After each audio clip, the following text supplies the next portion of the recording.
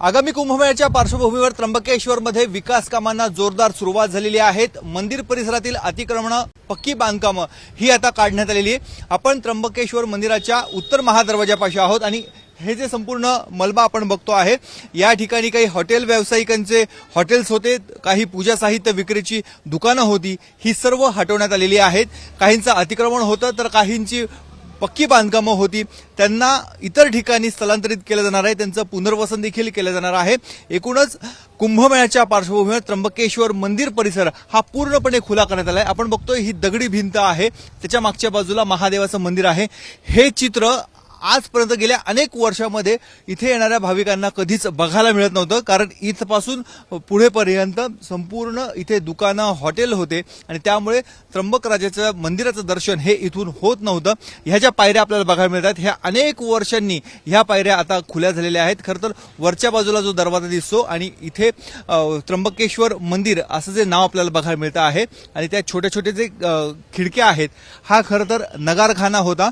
आरतीच्या वेळेस ज्यावेळेस देवाला भोग लावला जातो, ज्यावेळेस दरवाजे मंदिराचे उघडे केले जातात, त्यानंतर इथे नगारे वाजवले जात होते। मात्र गेल्या अनेक वर्षांपासूनची ही प्रथा परंपरा बंद झालेली होती, खंडित झालेली होती, ती आता पुन्हा एकदा सुरू करण्याचा इथल्या प्रशासनाचा मानस आहे। त्याचबरोबर कुंभमेळ्याच्या धर्तीवर इथे दर्शन पथ देखील केला जाणार आहे। त्यासाठी हा संपूर्ण परिसर हा मोकळा केला जातोय। काशी विश्वेश्वर अयोध्या या धर्तीवर त्र्यंबकेश्वर मंदिर परिसर हा पूर्णपणे मोकळा करण्यात आलेला आहे।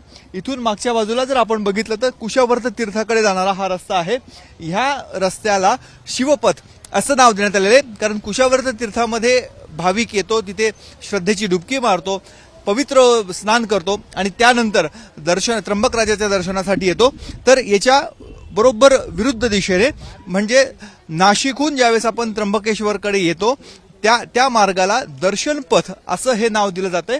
आपण बघतोय हा उत्तर महादरवाजा आणि इथून पुढे अनेक ठिकाणी विकास कामं आपल्याला बघायला मिळत आहेत। जी बांधकामं होती ती देखील आपल्याला पाडलेली बघायला मिळत आहेत। जसं या बाजूला हॉटेल होते, तसंच या ठिकाणी देखील अशा स्वरूपाचे हॉटेल्स होते। आतमध्ये जर बघितलं तर ही भाविकांची दर्शन रांग लगेच नजरेस पडते आपल्याला आणि त्यामुळे हा सगळा परिसर मोकळा केला जाणार आहे। इथे श्रावणी सोमवारी प्रचंड अशी गर्दी होत असते, वाहनं येत असतात, भाविकांच्या लांबच लांब 2-2, 3-3 किलोमीटर पर्यंतच्या रांगा असतात।